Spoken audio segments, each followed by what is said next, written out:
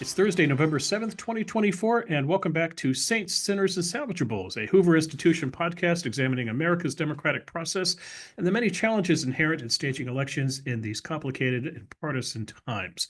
I'm Bill Whalen. I'm the Hoover Institution's Virginia Hobbs Carpenter Distinguished Policy Fellow in Journalism, and I'll be moderating today. And joining me in conversation, my colleague Ben Ginsberg. Ben is the Hoover Institution's Volker Distinguished Visiting Fellow and a nationally known political law advocate who's been involved in several projects involving election integrity in this election cycle. Ben, how are you holding up? Well, just fine. We were all dressed up, but turned out there was no place to go. It was a election that answered the election administrator's dream, which was, please don't let it be close. Exactly. So where were you on election night? I was at home in Palo Alto watching the returns, but where were you, my friend? I was tethered to the CNN set here in Washington, ready to talk about election dysfunction, and there was nothing to talk about. So you went home early then? I did not go home early. I didn't go home till 3 a.m., but I had a lot of good Chick-fil-A in the meantime, which was the meal of choice for catering. Okay, that's good to hear. So, for those who are keeping score at home, this is the third installment of Saints, Sinners, and Salvageables. In the first episode, Ben and I talked about the election at a 30,000-foot level, just looking at the general political landscape. In the second installment, it was Ben's turn to moderate. He did an excellent job of interviewing our colleague Justin Grimmer, who's a Hoover Institution senior fellow and a Stanford University political scientist who's been studying election integrity in an up-close and personal way. In Justin's case, he traveled to Southern Oregon to watch how the voting system was being challenged in that particular state. Now here we are at episode 3, Ben, and Revenge of Whalen, my turn to moderate. And I want to get your thoughts, my friend, on what went down on Election Day in America. The first thing I think we should point to, Ben, is it was decisive. And here I want to give credit to either you or Justin or both of you in the last podcast, because I think that was one of the first things that you pointed out in terms of how to improve the system, that it would help to have a decisive outcome. And here's what I mean by decisive. I'm sitting here in California, Ben. The race was called by Fox at about 10:30 p.m. our time. Now that's 1:30 on America's East Coast. That may seem late, but in this day and age, that's actually pretty quick. I think it was deeper into the night in 2016 when they called the election for Trump. Certainly was not 2020, Ben, when we went through days and weeks of agony over election and vote counting in states like Arizona and Georgia, Pennsylvania, and Ben, certainly not 2000, which I think you still shudder when you hear the word 2000, but certainly not that when we went through week after week of jurisprudence, the Supreme Court eventually deciding things. So a decisive night, no? Yes, very decisive night. There's still a number of recounts that may unfold, maybe one or two on the U.S. Senate level, probably a half dozen to a dozen on the U.S. congressional level, and lots in the state legislative level, but that's pretty much par for the course. And what was really interesting about this election was how quickly it was called. And probably as a direct result of that, very few of the slings and arrows we have heard about the integrity of the election system came floating this year. Yeah. So I find at this hour, Ben, there's kind of an open question of, is Donald Trump good or is Donald Trump lucky? You can argue the lucky point in that in 2 of the 3 times he's run for president, he's drawn pretty convenient opponents. Hillary Clinton turned out to be a problematic candidate in 2016. We can agree. And we can also agree that Kamala Harris was problematic in 2024. Joe Biden, not so much in 2020. That's the lucky side. But on the good side, Ben, it seems to me he ran a pretty smart campaign. Now, granted, I'm a communications guy, so I look at a lot of shallow things like him taking advantage of his followers being called garbage. And so he shows up the next day in a garbage truck. That's pretty clever. His poking fun at Kamala Harris with her McDonald's bona fides by going to a McDonald's in Pennsylvania and serving carryout. That, to me, that's just very clever campaigning. So he's good. But here's one thing I think which is worth noting at this hour, Ben. He is the first Republican since George W. Bush, your old boss, George W. Bush, to have won the popular vote. Hasn't happened in 20 years for a Republican. He is the first Republican since George H.W. Bush, Bush 41, to get 312 or more electoral votes. That's impressive. And here's a stat to consider, Ben. Donald Trump not only won the popular vote, but at this hour, he's got the Senate in his pocket. It appears Republicans are on a path to get the House. That remains to be seen, but Democrats pretty much have to run the table to get control of the House at this point. So he'll have control of Congress. Republicans have majority of state legislatures around the country, Ben, and also Trump has a majority of Supreme Court justices right now chosen by either him or George W. Bush. Ben, the last president to have these many things in his corner was Franklin Roosevelt in 1936. Yeah, it's really impressive. And I think that's being both good and lucky. Certainly lucky in the way he drew his opponent, but you have to give credit for the way he changed the coalition in America. The number of what were previously low propensity, non-college educated voters who were traditional Democrats and now voted Republican is a credit to political realignment, really. And you also have to note the way he made real strides among Latino and African American voters, particularly the Latino vote, where he got the majority of Latinos. So that's impressive politics. Let me ask you a variation of the Trump good, Trump lucky question, Ben. What's the narrative coming out of this election? Did Trump win or did Kamala Harris lose? Well, again, I think it's a combination of both. I think the up and down the ballot dominance of the Republican Party for the next 2 years that you mentioned, Bill, would sort of argue for the good part, because a top of a ticket can have an impact up and down the ballot. And that's really what you saw in this election. Yeah, that's true in Ohio, for example, where Trump's coattails bring in Bernie Moreno into the Senate, for example. Right. It may or may not play out in Pennsylvania, as you mentioned, in Nevada, where they're still counting votes. And I want to get to that in a minute. But yeah, you just saw red up and down. And look at the congressional, look at the 3 contested congressional districts in Pennsylvania, which Democrats had really high hopes of being able to keep or recapture, all appear to have gone Republican. Right. Yeah, that's a good point. Let's spend a minute on Harris now, Ben. The one word that seems to stand out is just underperforming in pockets across America. I am a native Washingtonian where you currently reside. I grew up in Northern Virginia. That has become a very Democratic enclave in my life and times for one simple reason. It's tied into the government, plus also Northern Virginians tend to run left of center now. She underperformed in places like Fairfax County, Ben, which is just a shock. Yeah, and if you want to look for an even bigger shock, look at New York and New Jersey, traditional Democratic states where Donald Trump did extraordinarily well in the cities and suburbs in both what were previously red and blue neighborhoods among whites, Asians, and Latinos. Bill, this is New York State we're talking about. He lost the state, but he had a 12-point improvement from where he was in 2020. And in New Jersey, where Trump lost by double digits in both 2016 and 2020, he lost by just 5 points.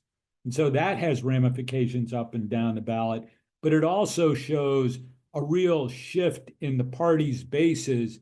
And it should be a flashing message to the Democrats that a lot of their policy positions just aren't working with the majority of Americans today. Okay, counselor, put down your legal attaché and put on your strategist hat and tell me what she should have done differently, what she should have done differently, because in fairness to her, Ben, she was dealt a pretty bad hand. She was a sitting vice president, and, history shows that unless you're Martin Van Buren or George H.W. Bush, you don't do very well as a sitting incumbent vice president. They tend not to get elected presidents. She had a very unpopular president she was tethered to, and an economy where she could point to some positive things like GDP, but, like in 1992, Ben, people just weren't feeling it. No, people weren't feeling it. And she was dealt a bad hand, I think, in the fact that she only had 100 days to campaign. Yeah. I think when people vote for president, they want to feel like they know the person they're voting for. And she had the disadvantage of not being in people's homes for the long, drawn-out primary season. But on top of that, she was never able to articulate satisfactorily to many, I think, who she was and what she stood for. She was so good in the debate against Donald Trump. and so bad in interviews where she was asked to be able to state her positions and sort of her governing philosophy and whether she'd do anything different from Joe Biden or not. And I think it was in those situations that she failed to be able to define herself enough to get enough people to feel comfortable with her. Over my shoulder, Ben, is Herbert Hoover in 1928. Who does he defeat? Al Smith. Do you think Al Smith is smiling somewhere? I suspect he is. What we're referring to is her decision not to go to the Al Smith dinner, which is a traditional Right. election year thing where you show up and you swap jokes and show jocularity. But they were afraid to put her in that venue, just as they were afraid to put her on the Joe Rogan show, and just ran a very timid campaign. But, Ben, on the one hand, yes, she was dealt a rough hand, but she could have turned in those cards and said, wait a second, let's have a democratic process. Everybody who wants to be president, let's all get together at a convention and let's all audition and let the convention delegates. So she went along with the plan to just install her. And you could argue she paid the price for a decidedly undemocratic process within her own party. Yeah, I don't think you ever turned down the nomination on a silver platter. I know. I don't necessarily blame her for that. But it nonetheless, she came up short as a candidate for a variety of reasons. Yeah. So, Ben, I'm doing this podcast here in Palo Alto. It is very, very early on Thursday morning here, so much so the sun's not up. It is dark outside, and that reflects the local mood here because, as you know, as a visitor to Palo Alto, this is not Trump territory by any means. You and I would have to hop into a car and drive considerable miles to find any kind of Republican representation. So people here are kind of besides themselves. But I would note, though, it's not violent. It's not, people are not, protesting and turning over burned, trash cans and things like that. It's just more of just, they can't believe this happened. And they're just kind of in the process of trying to, assign blame for how this happened. I'm guessing this is how Washington is right now, too. Yeah, Washington is in its circular firing squad mode, I must say. There's a lot of blame here among the elites on sort of the racism, misogyny line of things. There is a lot of criticism of Joe Biden for not dropping out sooner and giving her the chance to launch. The progressives are sort of saying, well, what do you expect to happen when elitist Democrats have abandoned working class Democrats? That would be the Bernie Sanders line. And then there are more centrist Democrats who are going hammer and tong at wokeism, the defund the police, sort of Israel-Gaza line of things, and blaming the progressives. So, pop some popcorn and watch for the next year or so. Is anybody going after the consulting class? Not yet. Not their turn. Yeah, but a bit. I mean, I think there's some criticism that I heard during the campaign that's likely to come out that Harris ceded her campaign to Obama people. Mm-hmm. And Harris was not Obama. And so a lot of the tactics that they thought would work for Harris because they worked for Obama did not come through. I think there's been some criticism of the consultants for not recognizing the power of social media and the podcast. Yep. That there is a jealousy on the left of the sophistication of conservatives and Republicans and the right in terms of ways to communicate in a cycle where, you look at the numbers of people who watch the results on television of one broadcaster cable, and it was down by 25%. It's not that people weren't watching the results, but they were streaming and social media. And I think Democrats feel Republicans are ahead of the game on that. Yeah, I think you're right, Ben. One good example of this is the outcry when the LA Times and the Washington Post chose not to make endorsements. Meanwhile, Trump is going on Joe Rogan's podcast. I think the last I checked, there's something like 45 million views of that podcast, Ben.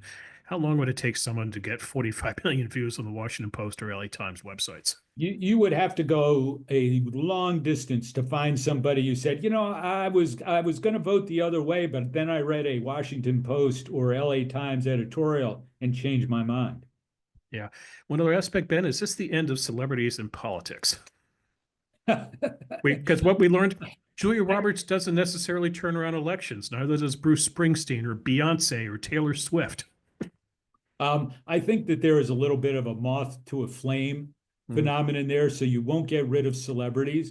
But ever since the 2004 presidential election, when Bruce Springsteen filled the horseshoe at Ohio State a week before the election, and we thought, oh boy, we're going to lose Ohio. And then George Bush, of course, won Ohio and really the presidency through Ohio. The value of the celebrity concert is, I think, vastly overrated. They're fun to do, keeps the troops happy, but it's not outcome determinative. Yeah, and celebrities won't go away, Ben, because celebrities don't want to go away. Do you remember back when Gary Hart was running for president and he had this bromance with Warren Beatty? And I forget which journalist said it, but they said that the problem here is that Gary Hart wants to be Warren Beatty and Warren Beatty wants to be Gary Hart. I think that's well said. And that was the demise of Gary Hart because he tried to be Warren Beatty. Right. And that was his downfall. Okay. Okay, Ben, let's turn to election integrity, which, as you alluded to earlier, a pretty good night for you integrity watchers. And let's start with Florida. So first of all, a little history. What were you doing 20 years ago at this time? Oh, excuse me, 24 years ago, I should 24 years ago. The year 2000. Where were you right now? I was in Tallahassee, Florida, highly sleep deprived, sitting in the concrete bunker that was the Republican Party of Florida, trying to deploy troops to all the counties in Florida for the recounts that were starting, especially the big four counties where things were really going crazy, and then being sure that the other counties in Florida where the Democrats hadn't yet asked for a recount. Here's why I'm asking it, Ben, because 24 years ago, Florida was the epicenter of election integrity in America. We all remember the image of the fellow holding up the magnifying glass up to the dangling Chad to decide whether or not a ballot had been punched. I think that was a pregnant Chad, not a dangling Chad, Bill. Okay, a pregnant Chad. Gotcha. Anyway, Florida was the epicenter, but here we are 24 years later, and boy, Florida was decided fast on election night. I was surprised how quickly it went down, Ben. And this was a reminder that in 2020, it was very much the same way in 2022. Florida got its act together, Ben. How did Florida do it? Florida, really under Jeb Bush's leadership, put through a series of laws, and that's been kept up by governors since then, that just improved the process. Part of it was getting new equipment. Obviously, the old punch cards had some deficiencies in it. So they have very good equipment. But on top of that, they have procedures for processing all the mail-in ballots and absentee ballots well ahead of Election Day. So they verify the votes, put the ballots in the machine, don't count them until Election Day, but they're all lined up and ready to go. They also have a sufficient number of polling places and a system where votes are counted in precincts so that it becomes very localized and broken down. And that allows them to consolidate the totals quickly and get them out. We have a republic, Ben, and it's a crazy quilt of states with different populations, different characteristics, and indeed their election systems are different in that regard. But could you replicate Florida and 49 other states, Ben? You could in most of them.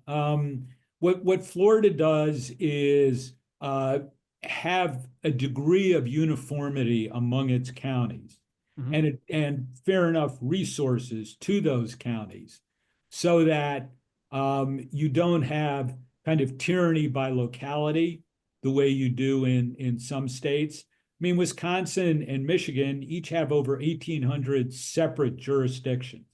In Arizona, which is taking so long, they allow, excuse me, in Arizona, they allow mail ballots to be walked into the polling place up until 7 o'clock on Election Day. A lot of people in Arizona, particularly Maricopa County, which is 60% the population bring in those ballots late. And so that puts a huge degree of pressure on them. Arizona also has a very comprehensive ballot validation process that takes a while to do. In Maricopa this time, they had so much democracy in terms of initiatives and races, they had to go to a 2-page ballot. First time in 20 years, they had a 2-page ballot. So they have twice as many pieces of paper to actually tabulate. In Nevada, it's one of the states that does a couple of things. Number one, they allow absentee ballots to be received up to 4 days after the election, as long as they're postmarked on election day. So that takes a while. And they have a notice and cure provision so that if somebody sends in an absentee ballot that doesn't have the required signature or date, county officials can call the voter so the voter can come in and cure the ballots. So there's also a post-election cure period, which is why those are the two states we're waiting on for the Senate. Right. So what you're referring to is they're still counting votes in Nevada and Pennsylvania. Republicans right now have 50. And Arizona. In Arizona, 52 seats in the House, in the Senate right now. So they could go up to 53 or 54. But it's interesting if you look at each one. So Dave McCormick's lead, I believe, has shrunk, Ben, as more votes come in.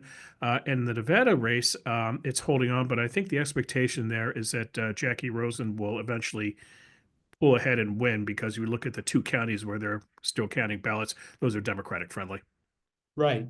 And Arizona, it looks like Ruben Gallego will hang on to beat Kari Lake, given where the ballots are. I mean, that's sort of similar to the phenomenon you saw on the presidential level in 2020, where Republican election day votes created the red mirage. And then as more absentee ballots, which were cast by Democrats, came in, you had the blue wave. All right, Ben, let's return to our good or lucky theme where we started this conversation with the great state of Pennsylvania, the Keystone State, the state where I believe you went to college. Did Pennsylvania do a good job in this election, or did Pennsylvania get lucky in that Trump won by such a margin that we didn't have to sit around and wait several days for all the votes to be counted? Well, I think the bottom line is a combination of the two, but Pennsylvania election officials saw what happened in 2020 and did take some steps to improve things. Most notably, Philadelphia produced or purchased high-speed ballot counting machines so that their absentee ballot process has been quicker. Remember that in 2020, they couldn't call the presidential race until the Saturday after the election. Right. And it looks like they'll do better on the Senate race this time.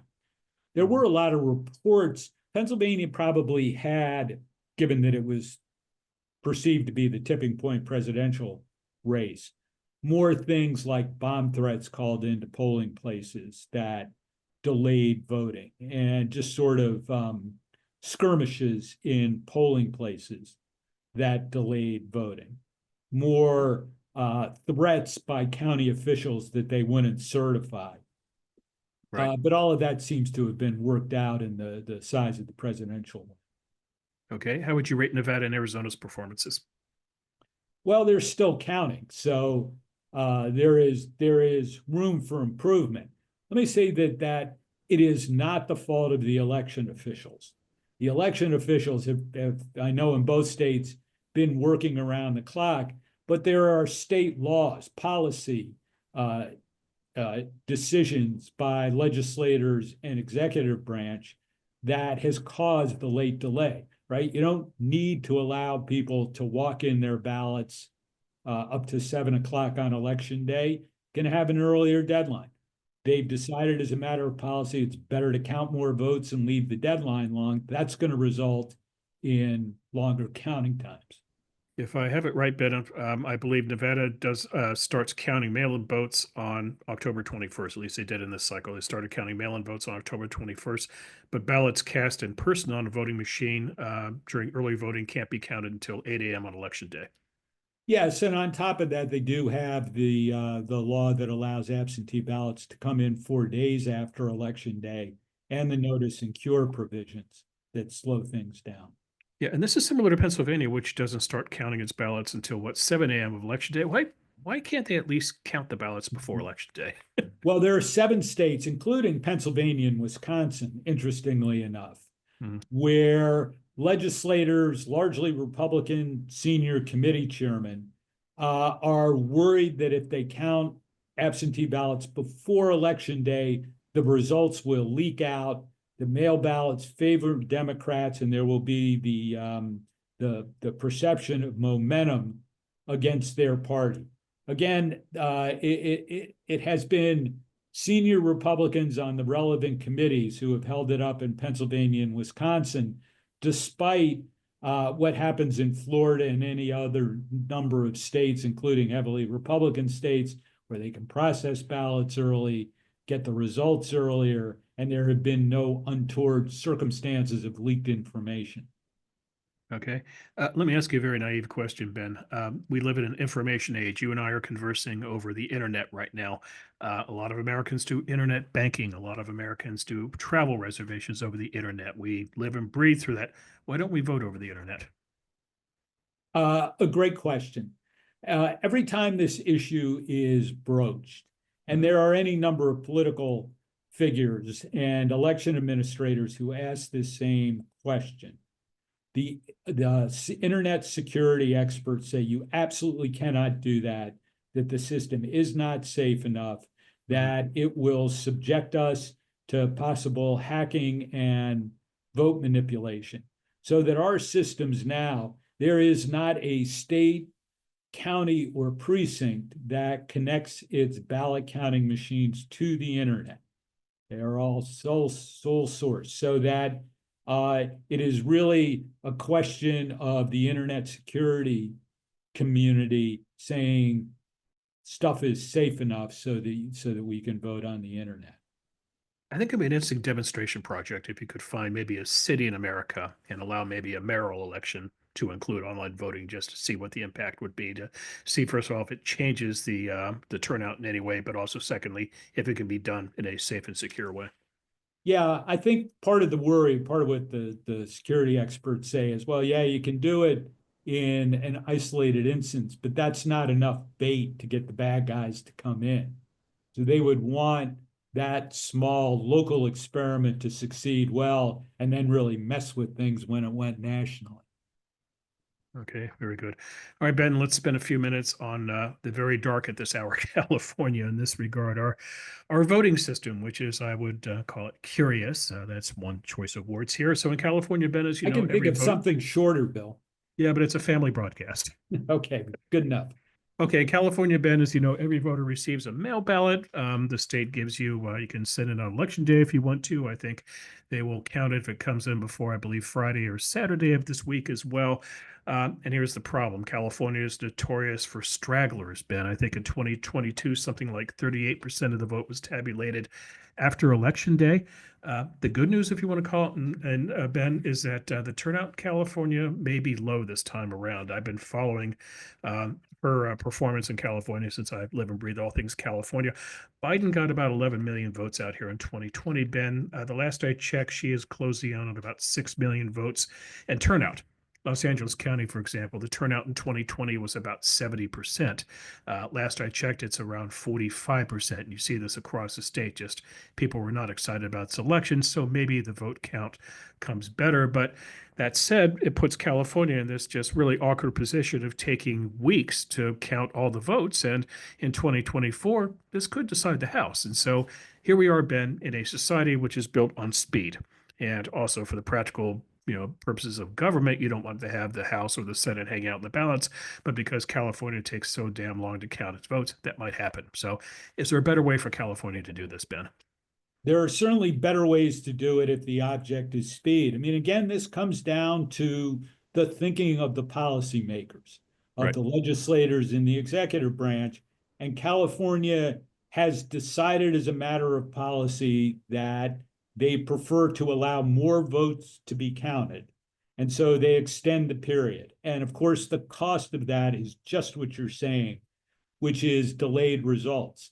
It's not going to matter in the presidential race, obviously, this time. But the thought experiment is, suppose California was the outcome determinative race in a presidential election, with it taking this long. In 2020, for example, that period between the time the polls closed and when the results were announced was really a hotbed of dysfunction and strife in the country. And imagine if it was 3 weeks in California. So there are any number of ways that the California process could be speeded up, but so far the policymakers have refused to do that. Yeah, I think that's very well put, Ben. But, you know, Ben also raises this question of, you know, speed versus accuracy. Do you want it quickly or do you want it right? Which takes us back to Nevada. If Nevada wanted to do things quickly, they could take the, like, I think it's something like 27,000 signature cures they're looking at right now and saying, okay, Ben Ginsburg's handwriting is incredibly sloppy here, but we think it's Ben. We're going to count the vote. So Nevada, to its credit at least, is erring on the side of accuracy. Yes, and as you know, we do have 50 states and many, many jurisdictions, and there are policy decisions. And it is a fair argument in elections that one size does not fit all. So that a state wanting to do things its way is like a feature of the federalist system, really. Yeah, I think so. So, Ben, you had a good night for election integrity. You had a decisive election that you and Justin Grimmer were hoping for, but we still have this issue of election disinformation. And here, I want to take us back to President-elect Trump, because what happened on election day, Ben? Donald Trump goes on to Truth Social and he's talking about Pennsylvania. And here's what Trump is doing. He found out that apparently at least he was told by somebody that there was voter fraud going on in Philadelphia. He did not cite any specific cases or anecdotes, but all he did was went on social media, Ben, and he wrote that, quote, there was a, quote, a lot of talk about massive cheating, all caps cheating, in Philadelphia to his more than 8 million followers. So what kind of damage does Donald Trump do when he posts something like that? Well, false information about the election system and sowing distrust in its fundamental accuracy and reliability has taken a toll in public faith in the election system. And you see that in all the polling.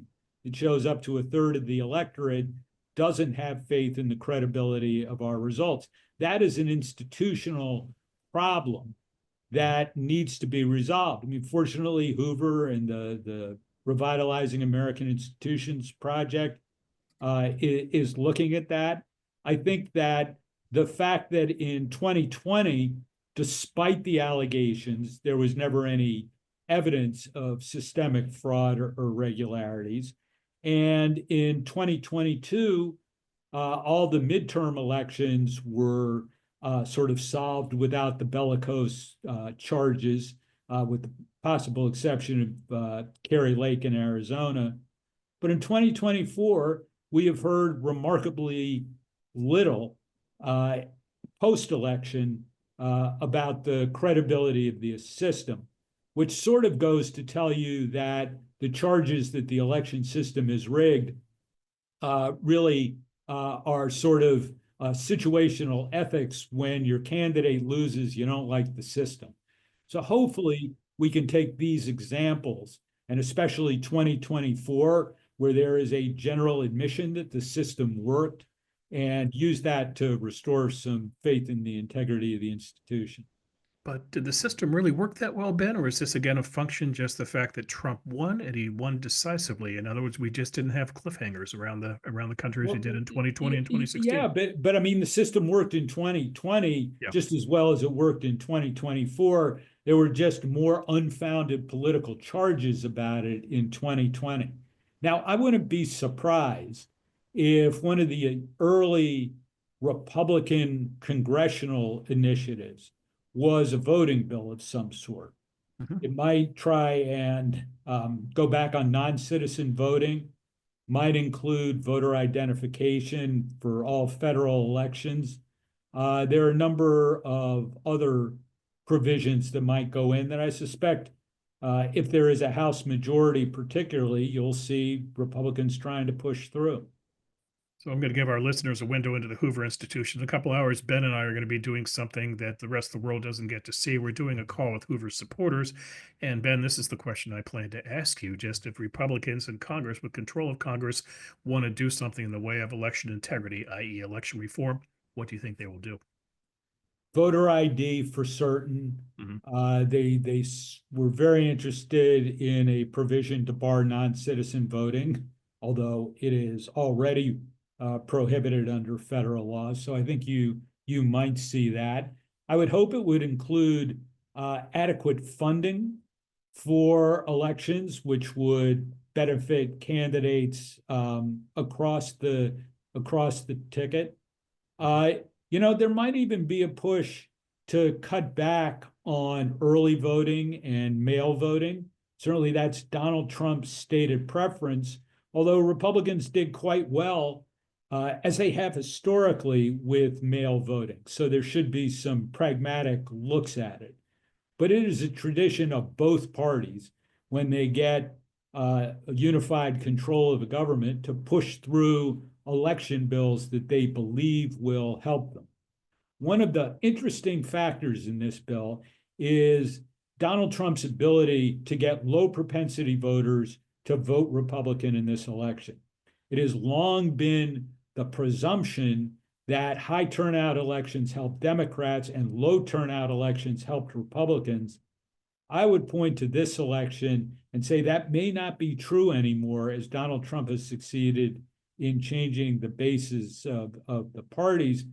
And so bills that put up barriers to voting will hurt more Republican voters than Democratic voters now. So that will be an interesting calculation in what Republicans decide to do. Let me throw an idea at you, Ben. And since it's early here in California, I'm still working on my first cup of coffee. You're more than welcome to tell me I'm nuts. But the idea is this: it's something akin to welfare reform in the 1990s, the concept of block grants. You remember, Ben, back with welfare reform, the federal government sent money to states, but in the form of a block grant. And the states had to show that they were doing welfare reform right, with results to get their money. I wonder, Ben, if there would be any appetite, and this may be dead on arrival since it's a Republican Congress, but any appetite for block granting money to the states to work on election integrity. In this regard, Ben, let me give you an anecdote here. This is Cambria County, Pennsylvania, which is east of Pittsburgh. It's a Republican enclave. On election night, Cambria County had a problem, Ben. Election officials opened the polls, quickly realized its ballot scanning devices could not read the ballots. Uh-oh. They needed a software fix. So voters were still able to fill out paper ballots, Ben, while the county worked on a solution. They deposited their ballots in secure lock boxes for counting later, but election deniers have spent years stoking doubts about that option, suggesting that without evidence that it was an avenue to steal or destroy ballots. So what happened after that, Ben? The courts extended the voting period until 10 p.m. from the original 8 p.m. deadline to give people a chance to vote. To election officials, the ordeal was a sign that its election process had functioned normally. They overcame a technical problem by deploying a simple fallback option, but election deniers online were not convinced. This is a long way, Ben, of saying that maybe states like Pennsylvania, elsewhere, need better technology, better software, and maybe the federal government could help them out. Yep, it's a real need throughout the country to better fund our elections, to get better equipment, make it easier for people to vote and harder to cheat. And all that does take money. After Florida 2000, which you mentioned before, the Help America Vote Act was passed 3 years later. That did provide a lot of money to jurisdictions, all of whom bought new, more technically advanced equipment. And that's something that the electoral system would certainly benefit from now if Congress were to do that. And is that what you do, Ben? You go down the technology, you go down like the software road, or where would you spend the I money? think it's both hardware and software. I mean, the election system could certainly use an upgrade on technology. And you would do both software and hardware. You can really do things with poll books that jurisdictions are still using paper for. You can have more uniformity throughout states so that you kind of take away the equal protection argument that's lurking underneath many of our elections with so many separate jurisdictions. I think the push should be for more uniformity within states, We are still a federalist country, so it should be state-based. But that would, I think, help to increase public confidence in the election system if there was better equipment. Mhm. What about, Ben, a federal task force looking into this? And I'm not a champion of task forces because here in California, our governor's forever creating task forces to solve problems. They don't. But the timing might be curious, Ben, in that you don't have the world on fire in terms of people screaming about election integrity right now. So maybe since everybody's kind of calm right now, it's the right time to examine this at the federal level. Yeah, it's an interesting idea. You could do another presidential commission on election administration. Yeah. You know, in 2013 and 2014, when that was done, the two sides were not shooting at each other in the same way. I think it would be a challenge to put together a bipartisan commission in which you had sort of uniform public faith in the process. True, But but it's a if great Trump idea. Well, it's a thought if Trump really wanted to kind of go down the bipartisan road and address this problem rather than railing against it, he could create a commission. You could do something akin to what you've been doing at Hoover, Ben, where you bring together election officials, county election officials in particular, and put them on. And maybe you could find a very prominent retired member of Congress. Mitt Romney would be an obvious choice, but because of his relationship with Trump, that won't happen. But somebody of that profile, Ben, who is not currently in office, but is considered someone of stature who could run the thing. And there you go. Yeah, I mean, the big challenge in that would be we heard nothing about fraud and irregularities in this year because Trump won. But if there was a commission, I'm not sure that the silence of this cycle means that all of a sudden there's been a convergence in belief that the election systems work. So I'm not sure Trump's most faithful people would concede that we need to look at the election system and make it fair. Well, I don't want to be a pessimist, but Trump had a good night. And so we're not talking about election integrity. But if you fast forward 2 years, the way elections work in America, he could have a bad midterm election. He could, if he gets the House this time, he could lose the House the next time. And if he loses the House, Ben, and it's a series of very close elections, I think we're back in the mosh pit of election integrity. Totally possible, which is why it's important to see if all the doubters had any evidence of fraud and irregularities in this 2024 election. Love to see the proof. Okay. 2 days after the election, Ben, is anybody making any noise out there about challenging any state results? Not yet, but you're in the process where some of those very close Senate, potentially, but certainly House and state legislative races will at least go through recounts and election contests. And as part of that, there, I suspect, will be some litigating of that. I think Pennsylvania will have a recount, Ben, because the margin triggers it. But from a legal standpoint, how do you lawyer up for that? You know, you need a lot of lawyers in each of the relevant jurisdictions in the state or district. You look very carefully at the ballots. So it is a combination of getting lawyers who know the law and field operatives, the wily political operatives who handle the sort of counting and inspection. You'll be recruiting a team that includes some really good communicators to be able to tell the story.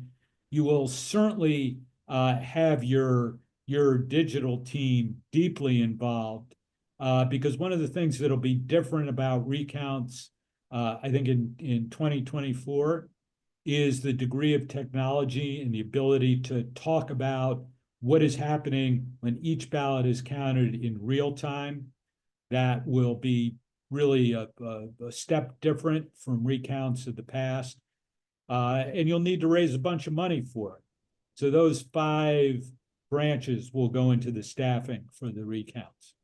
Okay, Ben, let's wind things down. So going back to election night, what surprised you most about the way things went down? And you can either take it with the Trump angle, the Harris angle, or the process. Well, I was very pleased that there were no complaints about the integrity of the election system. Yeah. And I think that surprised me given the pre-election rhetoric.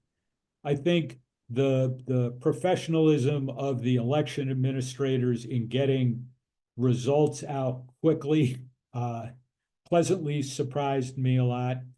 And I think just overall, what surprised me as a consumer of all this was how we were conditioned to think of all 7 battleground states as really, really close. And that turned out to be totally wrong.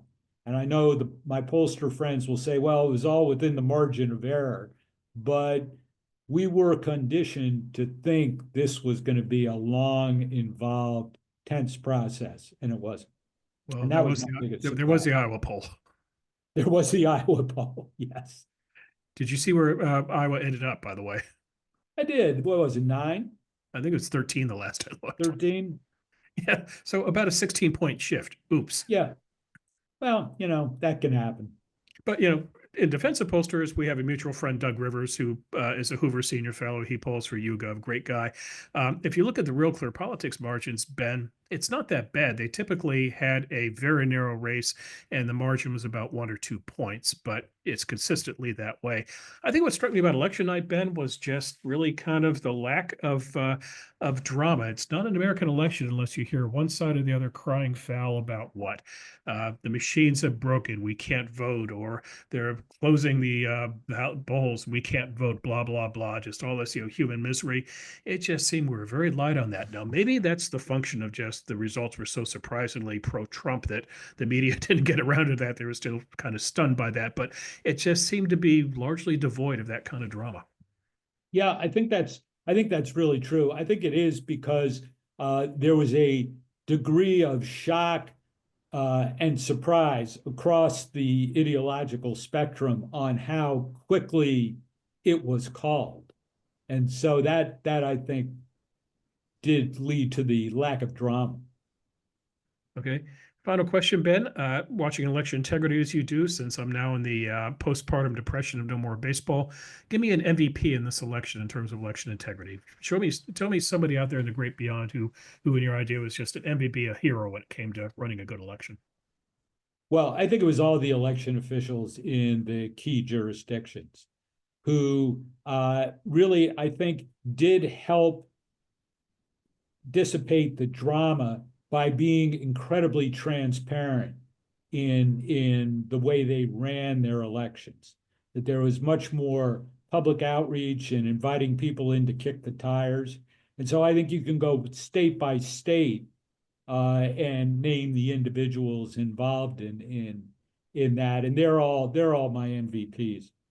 Okay, so for 2024, Ben, a lot of saints and not too many sinners. So true. It's great to be able to conclude that. That is good. It's been great to talk to you today, Ben. Thanks for coming on. Hope you're holding up okay. Get some rest, my friend. Good advice for us all, especially those of you who are sitting in California before the sun's up. Thank you, Ben.